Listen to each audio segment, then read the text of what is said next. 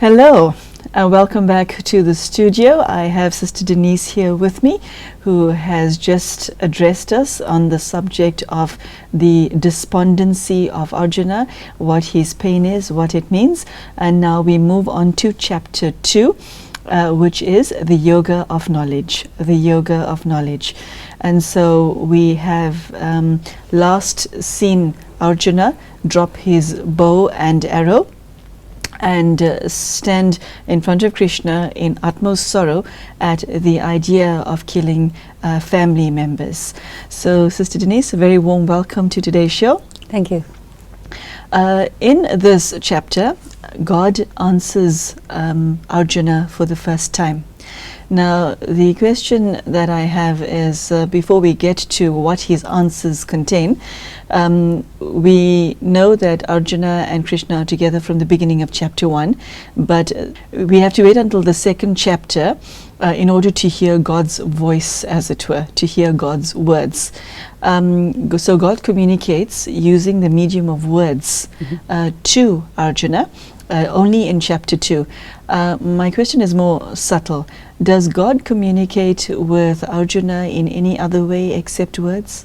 The main thing is words, but the words have so much import, and the link between Krishna and Arjuna, between God and Arjuna, is such that it covers so much depth of relationship. So there's much that is sort of understood, but what we have on the piece of paper is the words. And it's interesting that in the text of the Gita, the second chapter starts with Shri Bhagavan Uvach. Mm-hmm. And that is a very important statement. And so Shri means the purest of the pure, the most elevated one.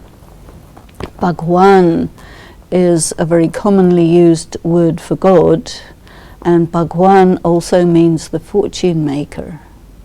So again, the one who creates your fortune is the one who teaches you the knowledge of karma, because you can only have good fortune if you perform pure action. That's also a precursor to what we will find out later as Krishna explains to Arjuna the depth of the philosophy of karma. But here, he's really, addressing the situation. But this first expression, Shri Bhagavan Uvach, it's like, okay, the teacher is about to speak, and this is the teacher. And then he launches into his statements. I hear the drum roll. At the end of chapter 1, we see that Arjuna has fallen. And I know you covered this a bit at the end of chapter 1, but I'd like you to repeat it for those souls who may be joining us for the first time. How has Arjuna fallen, and what is the extent of his fall? Essentially, Arjuna has refused to fight, and he's avoiding the whole question of dealing with the tremendous ethical dilemma that he's in, and he has preferred to make himself look ignominious than to perform an aggressive act which is against his principles. So he's fallen quite far down in the eyes of Krishna, or the eyes of God. I asked you this question before, but for the purpose of souls who've just joined us, once again, could you tell us briefly what this war is about? Well, the war is the inner war, the outer war, the whole question of family feuds, which is a big subject in the world today. It also covers the question of civil war, which is a very terrible type of war, because you're fighting those who normally you should be loyal to, and so the correct way of doing things is absolutely turned upside down when you have a civil war, because normally war is with some outside people, someone who's not you. But here it's all turned within, and that makes it very difficult to manage. And this is really Arjuna's dilemma too, that he just does not want to deal with it. The first thing that God gives to Arjuna is courage, and the English translation is, do not be timid, stand up and fight. Why is it necessary for Arjuna to receive this courage at the onset under the chapter Yoga of Knowledge? Well, the master, the martial arts master, is always going to put the student in a situation where they are very intimidated. And at the same time, Krishna is not being an aggressive. Normally in military training, they're really awful to the trainees, really awful, in order to make a person aggressive out of fear. But here, it's not like that. He's giving him courage. He's saying, no, you can do it. It is encouragement rather than force, So you see the character of God being very different from the character of those who choose to exemplify authority through aggression. So there's a very interesting counterpoint.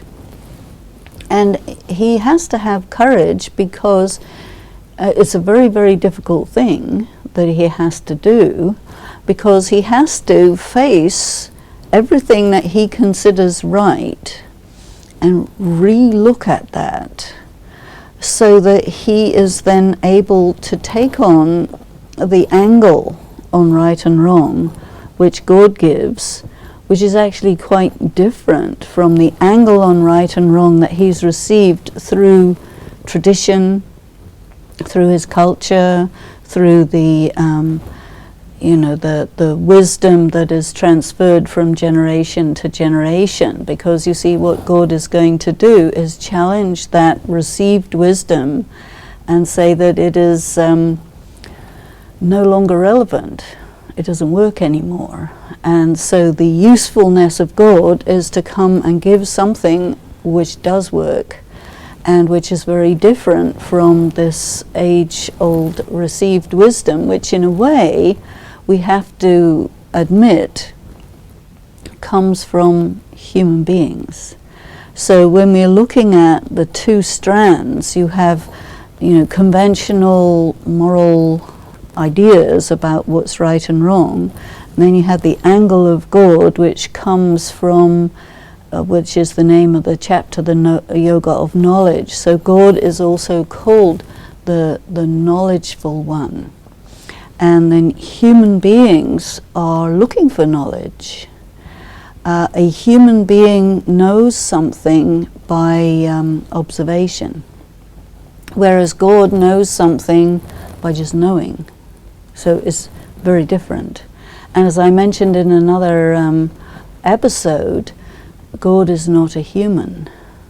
And people try to, if they want to personalize God, they'll bring him down to the human level.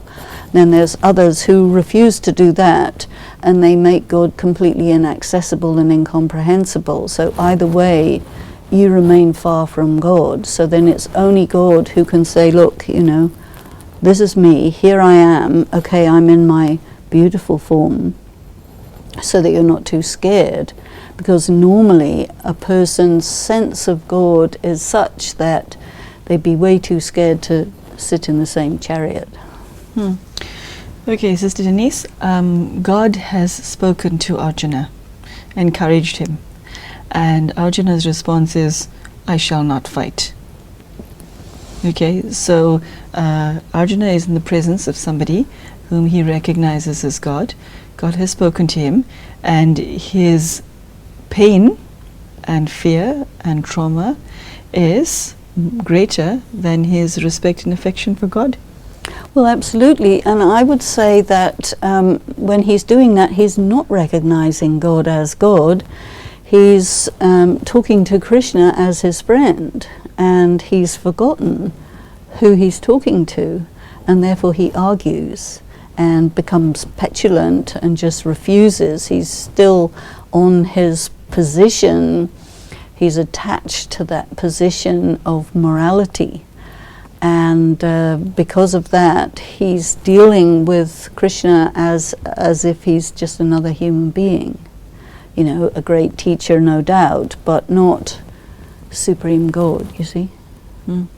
On page 4, Arjuna makes reference to Bhishma and Drona, and he defines them, and well, it's the translation that I have, as two venerable men. Okay? Who do these two people represent? Bhishma and Drona.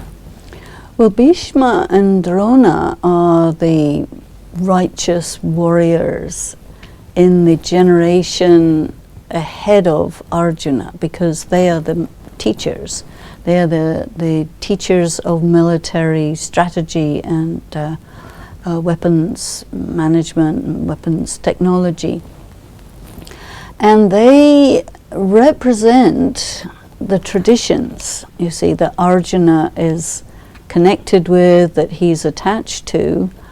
But the problem is that they are paid by the enemy. And so again, you've got another layer of paradox. In the description that runs up to the war, Drona and Bhishma are the teachers of the Pandavas and the Kauravas, who together as cousins growing up learned the arts of war. So their loyalty has to stay with the Kauravas. They have to stay on that side, you see. And in all of the drama leading up to their exile and the gambling and the loss and everything, they, according to circumstances, had their hands tied. They were unable to speak. They were unable to say anything because of the laws of diplomacy. Sister Denise, on page 7 of my translation, Arjuna uses the words, "Tell me your pupil." So the reader is introduced to God as a teacher. God is a teacher to humanity? God is the Supreme Father, Mother, Teacher, Guru, Guide, you know. And there is this word Acharya, the teacher, religious teacher. God is known as the one who knows. You know, he is the one who conveys truth. So that means he has to be the teacher, you know, because the concepts that are contained in the intellect of God are required in human beings in order for there to be transformation of the human psyche, which is what God does. God transforms ordinary mortals into immortals, deities, virtuous beings who are no longer limited by what we call the human condition. And so he has to come as a teacher. Once we find that Arjuna still refuses to fight, despite God saying to him, you know, do not be coward, do not be timid, stand up. God expands on his answer to Arjuna and says the following: truly there was never a time when I was not, nor you, nor these lords of men, and neither will there be a time when we shall cease to be from this time onward. Just as in the body, childhood, adulthood, and old age happen to an embodied being, so also the embodied being acquires another body, and the wise one is not deluded about this. This is the first real message from God to his friend. Tell us about that. What is the significance of this under the chapter Yoga of Knowledge being delivered first? Basically, it's talking about what a human soul is. And so the first thing that he's saying about the human spirit is that it is eternal, it is immortal, God is eternal and immortal. You and I and all other human beings are eternal and immortal. And I think we have a very interesting matter of distinction. In the teachings of Raj Yoga that we learn in Brahma Kumaris, a human soul always is a human soul. So we're talking about reincarnation here, but the soul will always reincarnate as a human being. Could be in the form of a male, could be in the form of a female, but the soul cannot transmigrate species. And also... Okay, hold on. Repeat that, please. That's quite a bomb that you've dropped. A soul cannot? Transmigrate to another species. So meaning a human soul will not find itself in the body of a dog or a cat? Yes, correct. Okay. And also, the God soul can never become a human soul, and the human soul can never become the God soul. You know, there's the expression that you hear sometimes, God is one. And people don't really know exactly what that means, God is one, or there's only one God. But basically the way we look at it is the Supreme Soul, the Father, Mother, Teacher of all souls, is there's only one like that, and is not a human soul, and is on a different level altogether. But the difference is, human souls there are many. Animal souls there are many, insect souls there are many. There's many of all these things. But there's only one of this particular type of soul, which is God. So absolutely unique, and cannot be accessed by a human being through their own capacity for perception.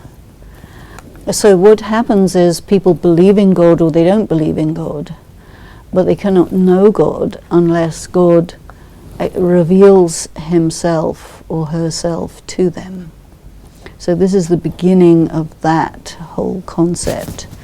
And also very important for a human being to begin to consider the self, that there has never ever been a time when I personally didn't exist as myself. So when you reincarnate, you don't become somebody else, you're the same person. And you get a different body, different parents, different brothers and sisters. You may be born into a different race, but you'll still be a human being. You may be born into a different religion, but you'll still be a human being. You may be born into not a very good condition. That will be because of your karma.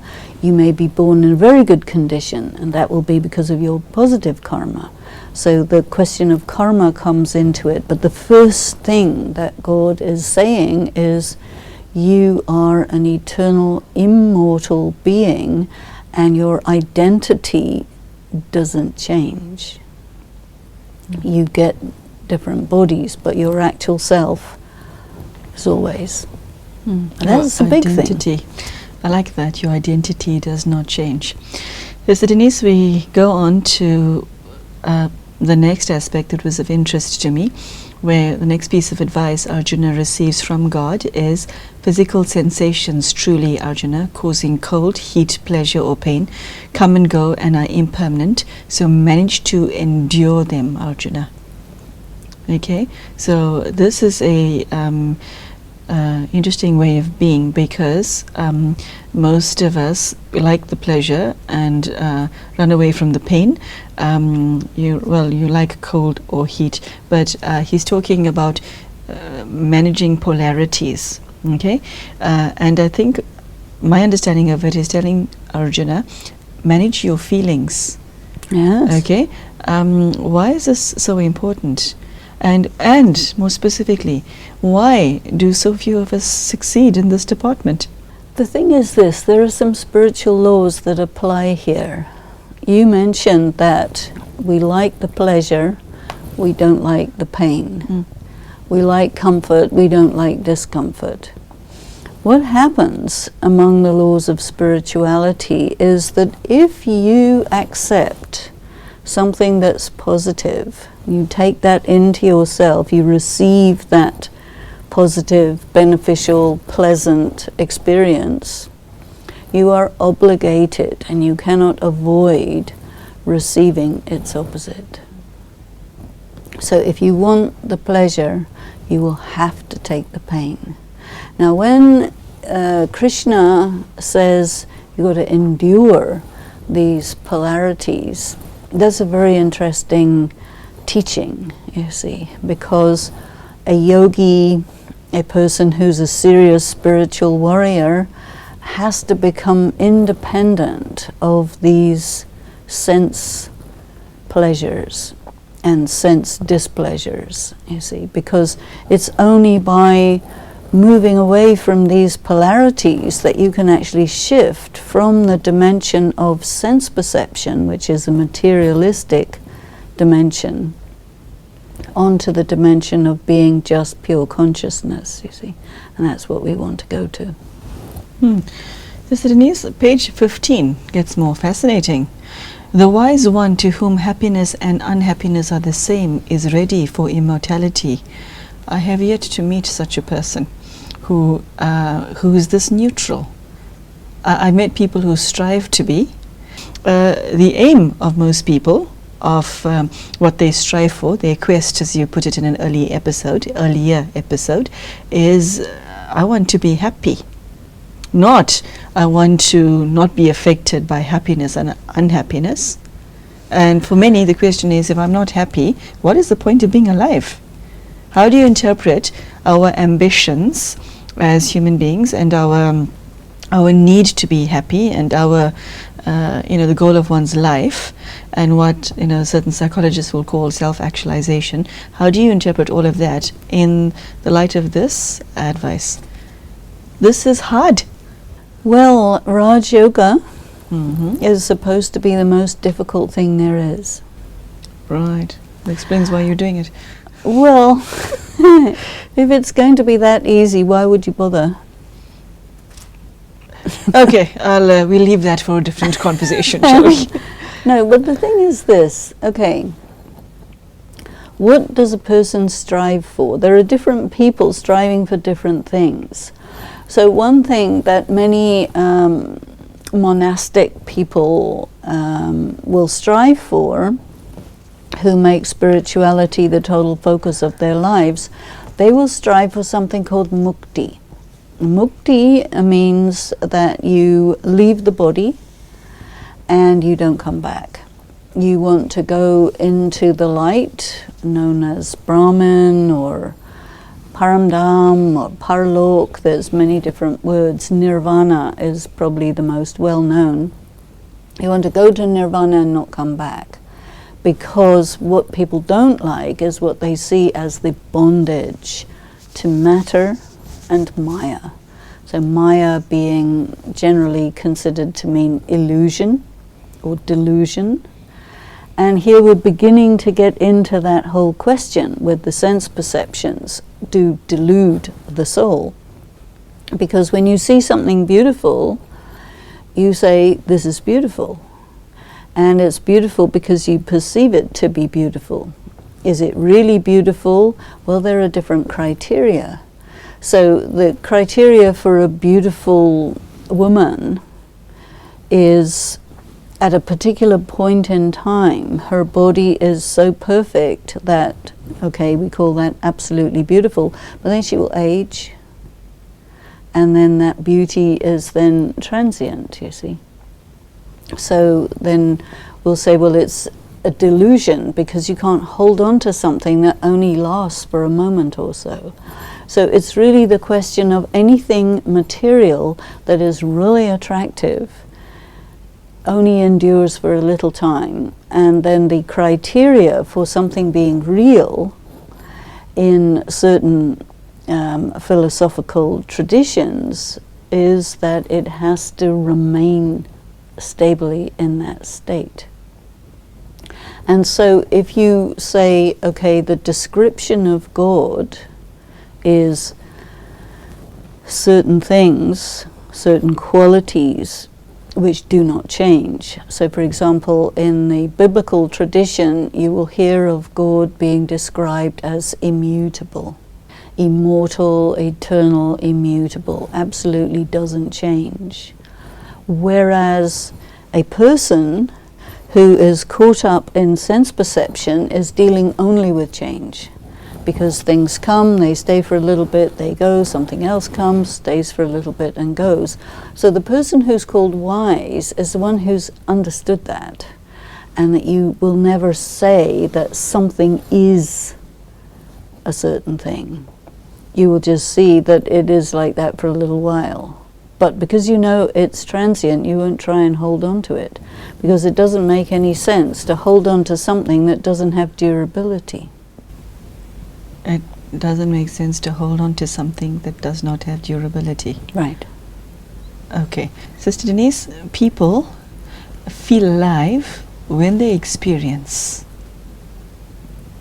If you are neutral all the time, isn't it like a walking corpse? Well, no, I'm speaking on behalf of the millions watching you right now who think this is such a beautiful idea. I wish all the best for the person who's brave enough to try to be this. We're not disputing the veracity of these words. However, the reason happiness exists as an emotion is so that we can actually feel it. And what makes us happy is the people that we love, the things that we do, the vacations that we aspire to, our dreams and ambitions give us happiness. Now this says what? And another part of this question is that there's a direct link between emotional neutrality and immortality. Yes. And that's like, I'm sorry, what? That's the thing. Your description of happiness is one interpretation of happiness, but there's other interpretations of happiness. Tell me. Because happiness means fortune. Oh. Okay. So, Ping, ping. So fortune means that you have figured out, or you've understood, how to do absolutely perfect karma, which results in permanent or almost permanent wealth, health, good relationships, beauty, etc., etc. Very, very long term. So there's a difference that's given between short term and long term. So very, very long-term happiness is a product of expertly performed karma over a long period of time, which is what God the teacher teaches, as compared with the hedonist who says, I'm going to satisfy this craving of my sense perception, whether it's for food or for sex or for whatever people crave for, which gives you, you know, as they say for food, a second on the lips and a lifetime on the hips. I'm familiar with that concept myself. No, but do you see what I'm saying? It's so short-lived. And people classify that as happiness, and they don't distinguish between this very ephemeral happiness of the hedonist as compared with the long-term happiness of the disciplined one who realizes that happiness is not an emotion. What is it? It's a state of being where you are in life and you are free. So the word for that is jivan mukti. So you have mukti, which means you leave and you go to nirvana and don't come back, which of course you have to come back because you can't just disappear. You're eternal, you're immortal.